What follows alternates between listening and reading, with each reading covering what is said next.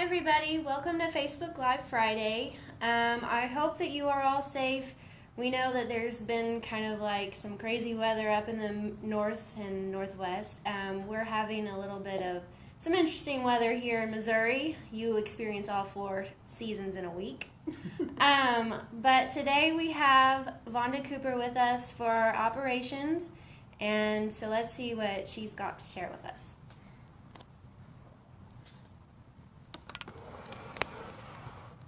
Okay.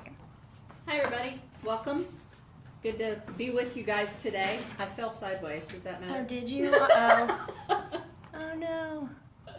Okay. Okay, we'll try to keep everything going straight here. I just wanted to report to you guys that our company as a whole had a great first quarter. Revenue was good. The company trucks are manned due to excellent efforts of our recruiting group, along with a renewed focus on retention by the entire company. Operationally, we're prepping for the super busy months to come once all this nasty weather subsides. We've been having a lot of conversations with customers on their freight projections for 2019, getting trailers ready and in position, and just working on several general housekeeping items. And along that same line, we asked the driver managers to give us some items for discussion with you guys, the drivers of Tri-State, in preparation for the quickly approaching busier season. Today, we're going to go over a few of their suggested reminders that provide really good information for our newer drivers and also good refresher points for our more experienced driver partners. First thing we're going to talk about is the DITS process on trailers. And this is a testing process that applies to our trailer tracking for government loads prior to loading. The trailer pre-testing guide is located in section 4 of your driver handbook. This guide outlines the step-by-step instructions to ensure the satellite tracking system is functioning correctly. And as you can see, there's 6 little steps on here. It takes about 15 to 20 minutes, but it's important that we do this. So if you guys don't have a copy of this sheet, contact your driver manager and get one immediately. We've had some instances lately where we haven't done a proper pre-test, and we can't let this happen, because if we don't test and we load a government load on a trailer that won't track, we get a carrier performance write-up. And too many of those write-ups could affect future freight from that shipping facility or even restrict our DOD activity entirely. So are there any questions yet, Riley? Not yet. Okay. Second thing we want to talk about today is load confirmation messages. As the planners are putting freight on the truck and sending it to your Qualcomm, please review that information and accept those plans as quickly as possible. Make sure you have the hours and can perform all the functions as requested. If you have any questions about the information sent, call your driver manager. When we know what driver will be where and when, that's very critical to our success and your success as far as the company's revenue generation. The third topic that was most mentioned by the driver managers was communication, and there's several items that fall under that category. The first one is if you are available for work, we should either be able to contact you by Qualcomm or your cell phone. And it's good to let your driver manager know if you're out of the truck so we know which method to use. And this one kind of floored me, but I guess it happens. When we call, make sure your voicemail is set up, because sometimes we need to leave a message if you're not available or whatever. So either make sure your voicemail is set up or make sure that the voicemail is not full, because that ability to leave messages is super helpful. Always work through your driver manager if you need maintenance or have a breakdown that happens during business hours. Sometimes if you call the shop directly, we don't know what's going on, and the driver manager needs to know what the status of your equipment is. They'll switch you to the shop and get the direction for any repairs you might need. But also remember to advise when the repairs are made and you're ready to roll. That way we can know when everything's good and we're good to plan you on freight, or know that you can keep moving with the load you're under. Another topic related to communication is know your work order or load number. We share those load numbers and driver information and different things like that with customers and outside terminals, so sometimes they're going to ask you for that information when you show up to pick up a load, and you need to know what that number is.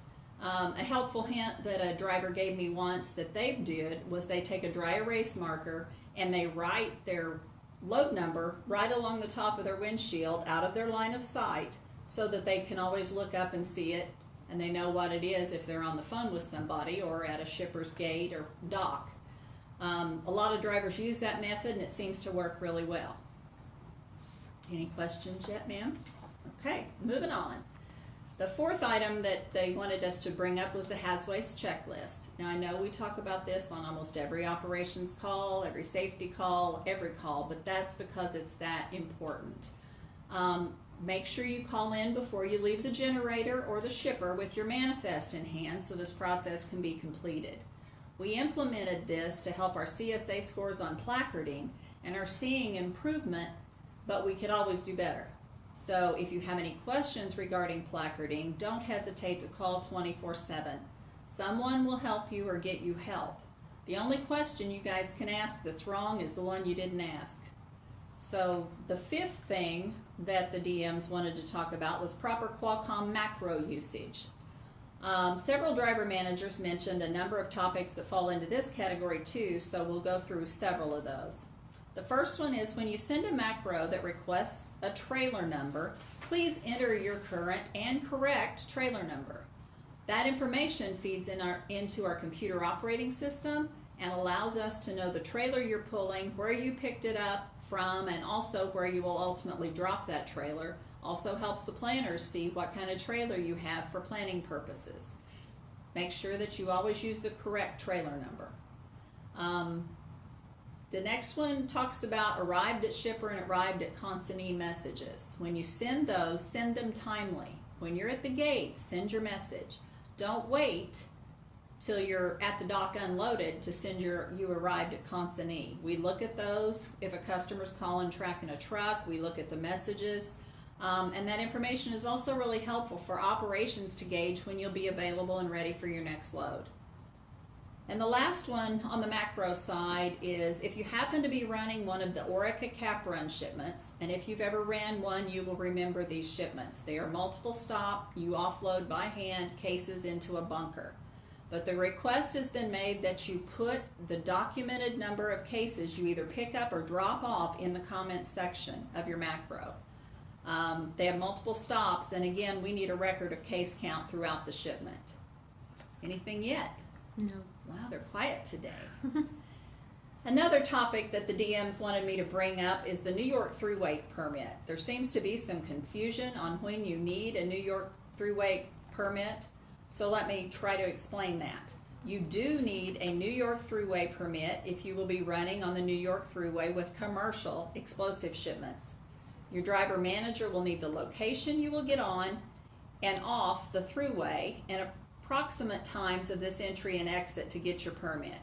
You do not need a New York thruway permit if you're hauling DoD shipments of explosives. The blue card in your permit book will work for government loads. And as always, as everything I've mentioned, if you have a question, call your DM or extended coverage for assistance. That's what we're here for. And we'll be glad to answer or find the answers necessary to make your driving lives easier. Anything yet? Kathleen Burrell, she says, when I do empty call, there is a question were all the instructions correct? I have asked a couple of times, but I have not, no one has followed up. Okay, when you see that, we put that on the macro so we can better provide you information. So if the information we gave you or the directions to the facility wasn't correct, put no. And then follow up with a change of direction or let us know what's wrong. That was something we implemented after last year's driver council meeting because we had a mess, honestly, because we had combined so many customer directions together from SLT, Tri-State, R&R, and everything was a little different. We wanted to streamline it and make it accurate, so that's when we put that question on there. So if everything is fine, put Y. If everything is not fine, mark no and let us know what we need to change, and that way we can make the necessary adjustments to get you guys good information. That's all for anything else? Okay. Well, I don't have much more, so I just will say this. There's no such thing as too much communication. Please call us and offer suggestions. What we can do better to make your driving lives better. We've listened in the past and corrected a lot of things, but every day, you know, as long as you're working and doing things, there's gonna be mistakes, there's gonna be things that could be improved, and that's what we need your help on. We want to keep those lines of communication open and always improving our company. We have two more questions. Okay. We have one from Kirk Doltmeyer. He says, why can't the shop test trailer tracking in the yard at terminals like Joplin? They do. They do it at Joplin, they do it at Crane, they do it at all of our maintenance facilities. But what happens is those tracking devices can die. Sometimes it's not even a problem with the trailer. Sometimes it's a fuse to the hot wire in the pigtail, a fuse in the truck. So that's why every truck needs to test every trailer before they load, because could be something wrong with the truck and not the trailer. But like I said, things happen, and those systems, the Qualcomm systems, the battery life can go down on them. And they do test them though, Kurt. They test them here and at Crane. And then we have a question from Doug Gonzalez. He says, referencing the New York permit, if we should happen to get off the thruway to get fuel, I think he means highway, I don't know. Yeah. He says, do we need to make a change in the permit? You shouldn't have to, no. Just getting off and on at the same exit and traveling the same route to your destination, you should not have to make a change in your permit.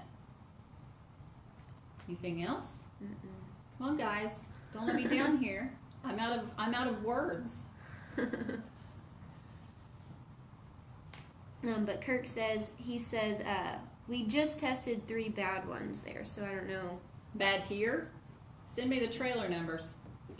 Yeah. We'll get after it, because they're testing them in the shop. So if there's something, and if you had 3 bad trailers, check your fuse. Be the first thing I'd do.